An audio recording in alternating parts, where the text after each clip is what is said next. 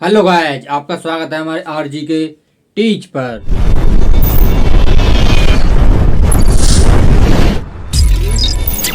अब जितना हमने आपको पढ़ाया था उससे आगे पढ़ाते हैं आज। जैसे इसके कुछ उदाहरण रह गए थे और भी कुछ, जैसे कि यानी कि तारों का टिमटिमाना। तारों का टिमटिमाना, ये किसका उदाहरण है? प्रकाश के अपवर्तन का। किसका? प्रकाश के अपवर्तन का। प्रकाश के अपवर्तन का क्या है? तारों का टिमटिमाना। तारे क्यों टिमटिमाते हुए हमें दिखाई देते हैं? प्रकाश विभिन्न विभिन्न माध्यमों से आता है, भिन्न भिन्न माध्यमों से आता है, तो उसके कारण हमें कैसे दिखाई देता है? ये प्रकाश हमारे तारे हमारे कैसे दिखाई देते? टिमटिमाते हुए दिखाई देते हैं। और एक और घटना होती है, जैसे कि सूर्य उदय और सूर्य अस्त। सूर्य उदय और सूर्य अस्त हमें 2 मिनट पहले दिखाई देता है। सूर्य उदय भी हमें 2 मिनट पहले दिखाई देता है, सूर्य अस्त भी हमारे 2 मिनट ज्यादा तक 2 मिनट ज्यादा तक किसी कारण दिखाई देता है? अपवर्तन कारण। क्योंकि अपवर्तन कारण, क्योंकि सूर्य से आने वाली किरणें भी हमारे भिन्न भिन्न माध्यमों से आती हैं, भिन्न भिन्न माध्यमों से आती हैं, इसलिए वो कैसा दिखाई देता है हमें? किसके कारण दिखाई देता है वो? देखो वो लिखते हैं इसको,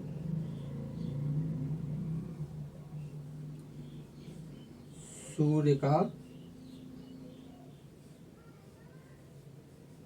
जल्दी दिखना एवं सूर्य का लेट देर तक अस्त होना। दोनों में कितने मिनट का अंतर रहेगा? 2 मिनट का। कितना? 2 मिनट का। जैसे सूर्य हमारा 5 बजकर, जैसे हमारा सूर्य हमें दिखाई देता है कि 5 बजकर कितने मिनट पर 5 बजे हमें सूर्य उगता हुआ दिखाई दिया। कितना? यानी कि कितने बजे? 6 बजे। 6 बजे सूर्य उगता हुआ दिखाई दिया, तो वास्तव में सूर्य 6 बजे उगेगा, लेकिन हमें कितने पर दिखाई दे जाएगा? 5:58 पर। कितने पर? 5:58 पर। जैसे ही सूर्यास्त, जैसे ही सूर्यास्त, सूर्यास्त कितने पर हुआ हमारा? सूर्यास्त, सूर्यास्त हुआ हमारा करीब, मान लिया हमने 6:30 पर। कितने पर? 6:30 पर। लेकिन हमें कितने तक दिखाई देगा वो? 6:32 तक। कितने तक? 6:32 तक। इतनी बात आपको समझ में आएगी। ये किसके? अपवर्तन के, प्रकाश के अपवर्तन के कुछ उदाहरण। ये सीधे एग्जाम में आपके में सीधे सीधे क्वेश्चन आते हैं कि ये वो पूछेगा तारों का टिमटिमाना किसके कारण है? प्रकाश के परावर्तन के कारण, प्रकाश के अपवर्तन के कारण, या पूर्ण आंतरिक परावर्तन के कारण। किसके कारण है? प्रकाश के अपवर्तन के कारण। किसके? प्रकाश के अपवर्तन के कारण। अब इसके नियम लिखते हैं, यानी इसके नियम देखो। हम अपवर्तन के नियम लिखते हैं, यानी क्या? अपवर्तन के नियम।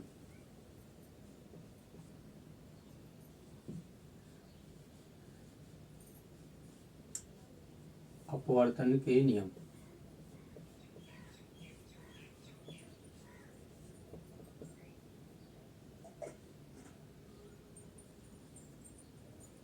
ठीक है, अपवर्तन के नियम किसके लिखते हैं? अपवर्तन के नियम लिखते हैं।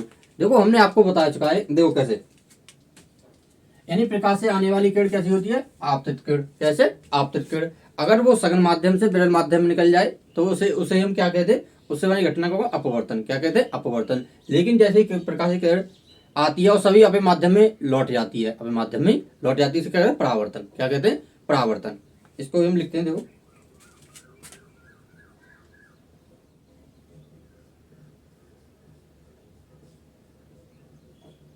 आपतित किरण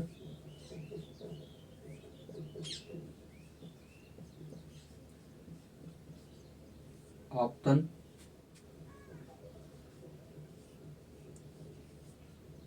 बिंदु पर अविलंब व अपवर्तित अपवर्तित किरण तीनों एक ही तल में होते हैं, एक ही तल में होते हैं। इतनी बात आपको समझ आएगी। आपतित किरण, आपतन बिंदु व अविलंब व आपतित किरणें तीनों एक ही तल में होती हैं। किसमें होती है? एक ही तल में होती हैं। जैसे कि हम आपको समझाएं, जैसे कि ये कॉपी, क्या ये कॉपी हम इधर से देखेंगे, यानी इधर से देखेंगे, देखो जैसे जैसे देखो हमने ये देखा, ये क्या हमने इधर का देखा है, क्या इधर की एक साइड देखी है, ये देखिए हमने ना कि लाइन है, ये पूरा तल है, इधर से देखे तो पूरा तल है, यानी कि इससे आने वाली किरण है, यानी आने वाली किरण आपतित किरण है, इससे जो जाती है मतलब ये वाली, ये हमारा पूरा तल का काम करती है, किसका, तल का, ना कि एक लाइन है, ये क्या एक लाइन है। इतनी बात आपको समझ में आ गई।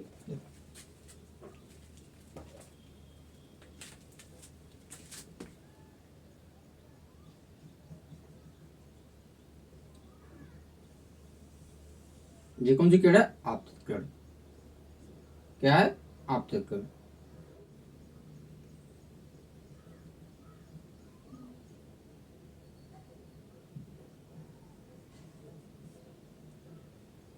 ये कौन सी किरण है हमारी, आपतित किरण, देखो ये है आपतित किरण, कितनी है आपतित किरण। ये कौन सी है, अपवर्तित किरण, अपो जो क्या है अपवर्तित किरण, अपवर्तित किरण। ये क्या है, बिंदु, क्या है आपतन बिंदु, क्या है ये हमारा आपतन बिंदु, आपतन बिंदु, क्या है आपतन बिंदु। देखो इसके बाद ये कोण बना रहा है, ये वाला कोण, इसे कोण बोलते हैं आई, क्या इसे कोण बोलते हैं आई, और ये परावर्तित कोण यानी अपवर्तित कोण कौन सा है, क्या है आर। इतनी बात आपको समझ में आ गई। इन तीनों के समय एक ही तल में होते हैं, क्या होते हैं ये तीनों एक ही तल में होते हैं। नंबर दूसरा नियम इसका लिखते हैं, देखो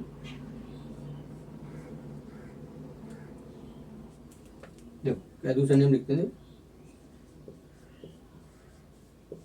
आपतन कोण, आपतन कोण जिया यानी साइन, यानी कि जिया साइन आई व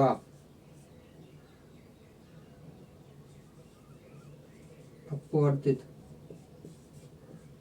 अपवर्तित कोण, कोण की जिया या साइन आर का अनुपात, का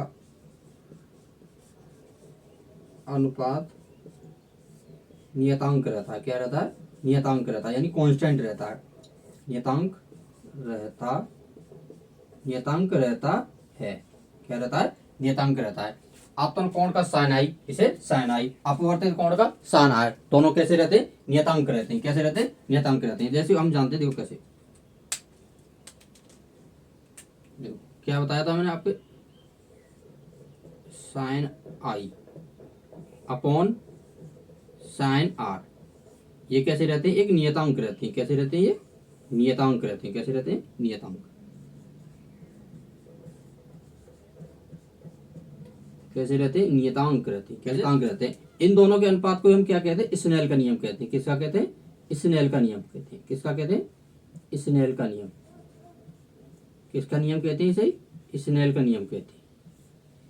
इन दोनों के अनुपात को हम क्या कहते हैं, स्नेल का नियम कहते हैं। और देखो हम और क्या कह सकते हैं, ये माध्यम वन, ये माध्यम टू, माध्यम वन और माध्यम टू, इसे क्या कह सकते हैं, देखो दूसरे माध्यम का, यानी कि दूसरे माध्यम का पहले माध्यम के सापेक्ष क्या कहते हैं अपवर्तनांक, क्या कहते हैं अपवर्तनांक। इसको भी हम लिख देते हैं, देखो इसे हम क्या लिख, देखो और कैसे लिख सकते हैं इसको, देखो दूसरे माध्यम के सापेक्ष पहले माध्यम का अपवर्तनांक, देखो कैसे लिख सकते हैं इसको,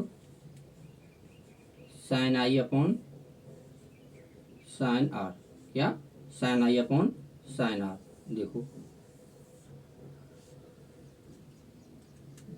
दूसरे माध्यम के सापेक्ष पहले माध्यम का अपवर्तनांक, देखो इसको हम किससे अपवर्तनांक को म्यू से, किससे म्यू से, दूसरे माध्यम के सापेक्ष पहले का अपवर्तनांक, दूसरे माध्यम के सापेक्ष पहले का अपवर्तनांक, ये क्या होता है हमारा स्नेल का नियम होता है। किसका, स्नेल का नियम।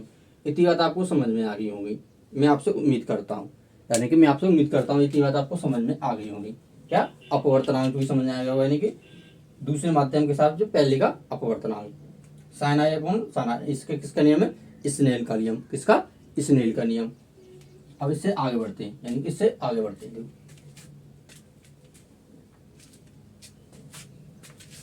यदि बात आपको समझ आएगी, अब इससे आगे बढ़ते हैं।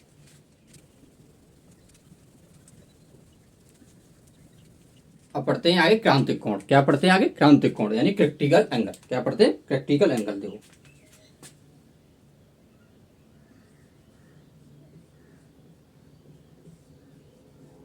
क्रांतिक कोण, क्रांतिक कोण को क्या क्या बोलते हैं? Critical angle.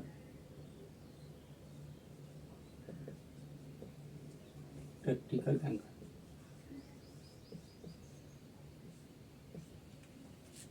Critical angle. देखो इसको समझते हैं। देखो कैसे, ये हमारा कोई तल है। क्या है? हमारा कोई तल है। ये क्या है? हमारे अविलंब। क्या है? अविलंब। देखो ये क्या, हमेशा इसमें क्रिटिकल एंगल जब भी बनेगा जब हमारा सघन माध्यम से विरल माध्यम में जाए। कैसे जाए? सघन माध्यम से विरल माध्यम में जाए। ये कैसा हमारा? सघन माध्यम। कैसा है? सघन माध्यम। ये कैसा है? हमारा विरल माध्यम। कैसा है? हमारा विरल माध्यम। हमेशा प्रकाश हमेशा सघन माध्यम से विरल माध्यम में जाए तभी हमारा कैसा बनेगा? क्रिटिकल। उसे क्या कहते हैं? क्रांतिक कोण। उसे क्या कहते हैं? क्रांतिक कोण। जैसे देखो, जब किरण प्रकाश की आने वाली क्या? आपतित किरण। क्या है? आपतित किरण किसी बिंदु पर मिल जाए उसे क्या कहते हैं? आपतन बिंदु। क्या कहते हैं? आपतन बिंदु। इसे क्या कहते हैं? ये क्या? आपतित किरण।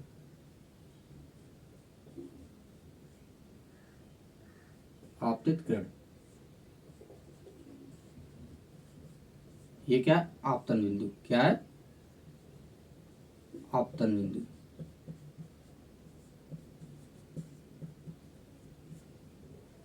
आने वाली किरण आपतन किरण होती है।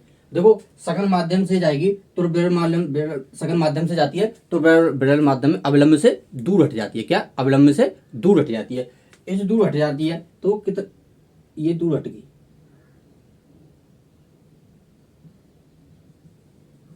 अविलंब से दूर हट गई। अब हमने फिर प्रकाश डाला, यानी कि फिर प्रकाश डाला हमने, ये क्या? आपतन किरण द्वारा द्वारा डाला तो अविलंब से फिर दूर हट गई। कितनी? अविलंब से फिर दूर हट गई। अब हमने फिर प्रकाश डाला, इस पर फिर प्रकाश डाला, ये हमने फिर प्रकाश डाला तो अविलंब से फिर दूर हट गई।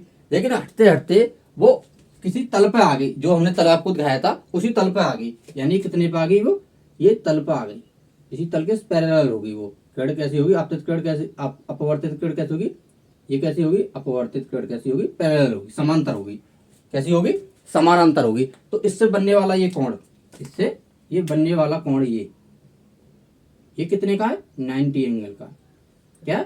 90 एंगल का। और इससे बनने वाला ये कोण कितना है? मान लो कुछ भी मान लो, यानी सी। क्या है? सी। तो इससे जो ये कोण कितना होता है, इसे ही हम क्रांतिक कोण बोलते हैं। इसे इसे सी को ही कितना हो जाए? सी हो जाए। यानी आपतित किरण सघन माध्यम से विरल माध्यम से आती है तो अब अविलंब से दूर हटती जाती है। दूर हटते हटते वो कहाँ पहुंच जाती है? यानी अपने तल पर पहुंच जाती है। वो अपने प्लेन पर पहुंच जाती है। प्लेन से कितने का एंगल बनाती है? 90 अंश का एंगल बनाती है। उसे हम क्या कहते हैं? क्रांतिक कोण कहते हैं। उसे हम क्या? क्रांतिक कोण कहते हैं। इतनी तो आपको बात समझ में आ गई होगी। अब हम इसको लिखते हैं।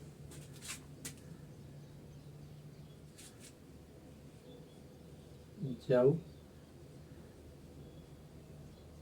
प्रकाश की प्रकाश की किरण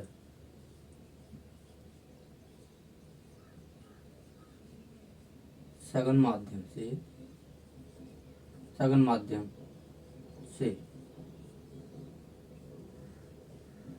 विरल माध्यम में जाती है तो वह अपने अपने अविलंब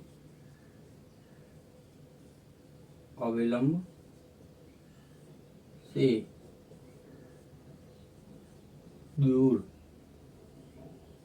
हट जाती है।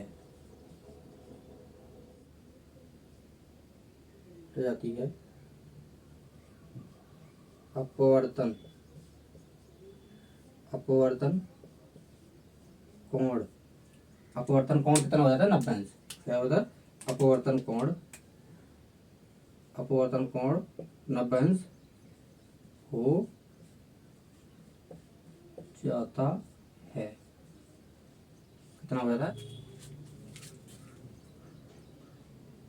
तथा तथा ये अपवर्तित किरण, देखो अपवर्तित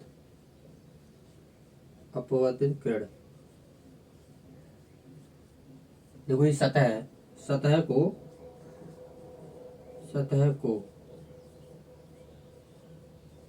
स्पर्श करती हुई निकलती है, स्पर्श करती हुई गुजरती है, तब आपतन कोण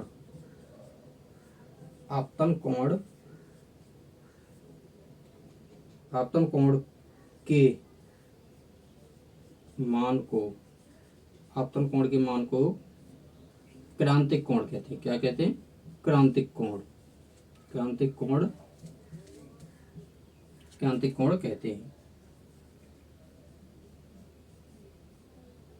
कहते हैं। इसे सी से प्रदर्शित करते हैं। किसे? सी से प्रदर्शित करते हैं। तो हम क्या क्या कह सकते हैं? देखो म्यू अपवर्तनांक बराबर क्या होता है 1/sin c। क्या 1/sin c? क्या 1/sin c? ये हम डायरेक्ट भी, यानी कि हमने आपको डायरेक्ट लिख दिया है, ये से हम सिद्ध भी कर सकते हैं कि म्यू क्या होता है हमारा अपवर्तनांक। क्या होता है? ये अपवर्तनांक क्या होता है? अपवर्तनांक क्या है? अपवर्तनांक। सी क्या है हमारा? Practical angle. क्या है? Practical angle.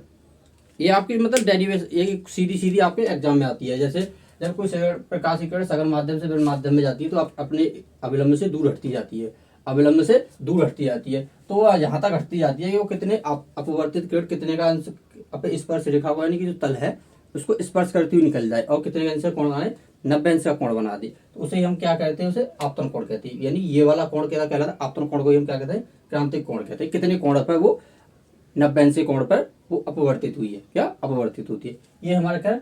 प्रैक्टिकल एंगल है। क्या? प्रैक्टिकल एंगल है। अब पढ़ते हो भिन्न भिन्न माध्यमों में इनकी क्रांतिक कोण का मान अलग अलग होता है। कैसे? कांच और वायु के सापेक्ष कितना क्रांतिक कोण बनेगा। और देखो जैसे कि हम कह सकते हैं देखो वाटर और एयर के बीच में कितने का क्रांतिक कोण बनेगा, और देखो हीरा और वायु के बीच में कितने का क्रांतिक कोण बनेगा। और हम ये सब चीजों को हम लिखते हैं कांच और वायु के, यानी कैसे कैसे बनता है। देखो नंबर 1, देखो नंबर 1 लिखते हैं, कांच एवं वायु के बीच बनने वाला क्रांतिक कोण का मान कितना होता है। देखो कांच एवं वायु के बीच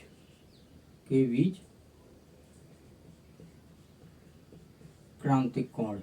क्या? क्रांतिक कोण। वायु एवं कांच के बीच क्रांतिक कोण का मान कितना होता है?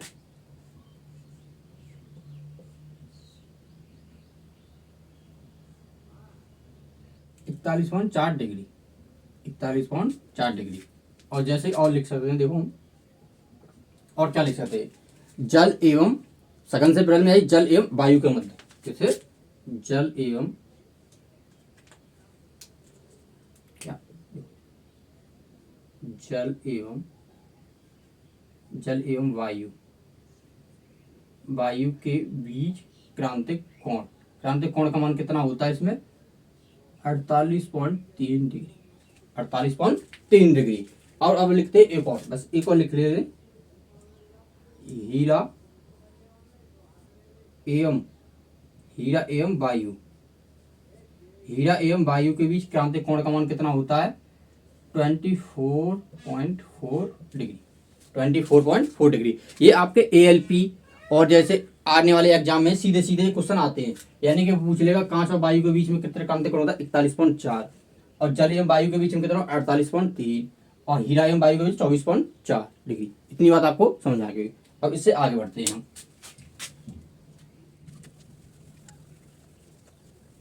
अब पढ़ते हैं पूर्ण आंतरिक परावर्तन। क्या पढ़ते हैं? पूर्ण आंतरिक परावर्तन। इसी से रिलेटेड है बिल्कुल। पूर्ण आंतरिक परावर्तन क्या पढ़ते हैं? देखो, पूर्ण आंतरिक परावर्तन। पूर्ण आंतरिक परावर्तन। क्या? पूर्ण आंतरिक परावर्तन। क्या है? पूर्ण आंतरिक परावर्तन। पूर्ण आंतरिक परावर्तन को समझने के लिए देखो, परावर्तन है, हमने आपको परावर्तन का नियम पहले बता चुके हैं। जैसे एक माध्यम से आने वाली, देखो ये कोई प्लेन है, क्या ये प्लेन है, कोई क्या है? प्लेन है। ये आने वाली कोई किरण है, ये आने वाली कोई किरण, देखो ये हमने क्या होता है? अविलंब। क्या बनाया? अविलंब। आने वाली किरण आपतित किरण। क्या? आपतित किरण। जाने वाली कैसे? परावर्तित किरण। क्या? परावर्तित किरण। ये हमने आपको बता चुके थे। क्या? ये आपको बता चुके थे। अब आने वाली किरणें, सभी किरणें परावर्तित हो जाएं। क्या? सभी किरणें परावर्तित हो जाए, उसे क्या कहते हैं? पूर्णांतिक परावर्तन। उसे क्या कहते हैं? पूर्णांतिक परावर्तन। लेकिन एक चीज याद रखना, ये हमेशा, यानी ये क्या होता है? हमने आपको बताया था सघन माध्यम। क्या बताया था? सघन। ये क्या होता था? विरल। क्या होता था? विरल। हमने क्या बताया था? आने वाली किरण, आपतित किरणें, जब किसी आपतन बिंदु पर मिलने के बाद वो अपवर्तित हो जाती है। क्या? अपवर्तित हो जाती है। तो कैसे? वो कैसे नीचे हो जाती है, यानी कि वो विरल माध्यम में जाती है। और इसमें क्या है? किरणें, इसमें किरणें क्या? परावर्तित हो जाती है। क्या? किरणें परावर्तित हो जाती हैं। तो ये हम कैसे कह सकते हैं परावर्तित हो जाती है? यहाँ पे बनने वाला कोण क्या, पहले कितना इसको स्पर्श करती हुई रेखा जाती तो कितना था? क्रांतिक कोण था, यानी कि क्रांतिक कोण के मान से अधिक हो जाती है। क्रांतिक कोण के मान से अधिक हो जाती है, उसे हम क्या कहते हैं? पूर्णांतिक परावर्तन कहते हैं। पूर्णांतिक परावर्तन कहते हैं। इसको लिखते हैं, देखो, जब प्रकाश की किरण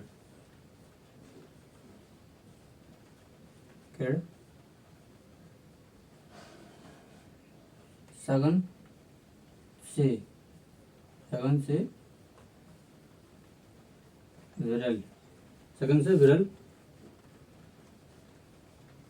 माध्यम में, जब किरणें सघन से विरल माध्यम में जा रही हों तब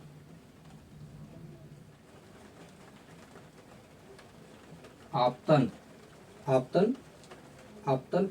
कोण का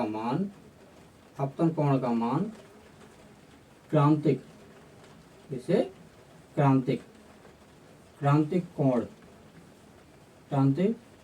से अधिक, क्रांतिक कोण से अधिक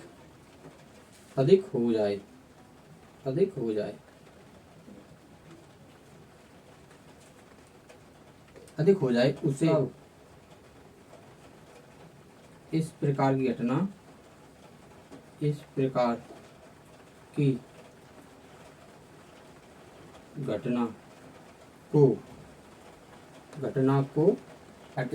को हम क्या कहते हैं? पूर्ण आंतरिक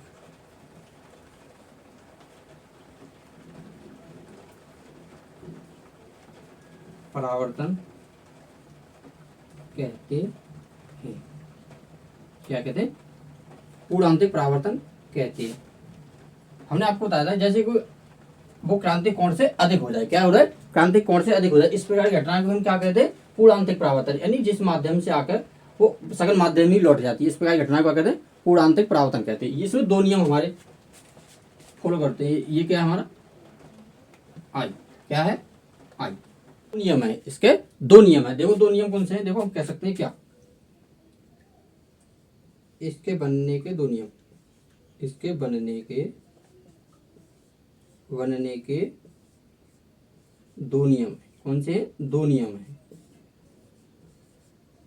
कौन से दो नियम है? देखो, नंबर 1, इसमें हमेशा, यानी आपतन कोण का मान, देखो क्या, आपतन कोण आई का मान हमेशा क्रांतिक कोण क्रांतिक कोण से अधिक होगा।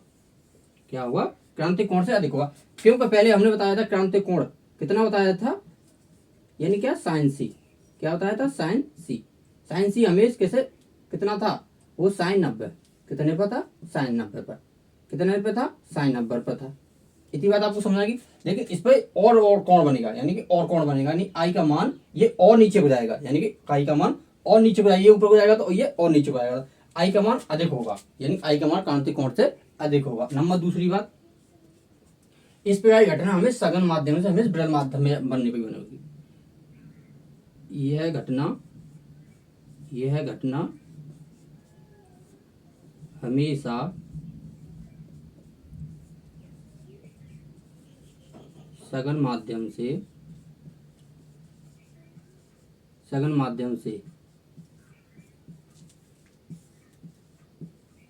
माध्यम में होगी। इस प्रकार घटना हमें कैसे होगी? सघन माध्यम से विरल माध्यम में होगी। अब इसके उदाहरण बचते हैं। उदाहरण आपको अगली वीडियो में मिलेंगे। आज की वीडियो थोड़ी बड़ी हो गई है और थोड़ी तबीयत भी ऐसी है, इसलिए जब तक के लिए हमारे चैनल को सब्सक्राइब करें, लाइक करें, अपने मित्रों के साथ शेयर करें।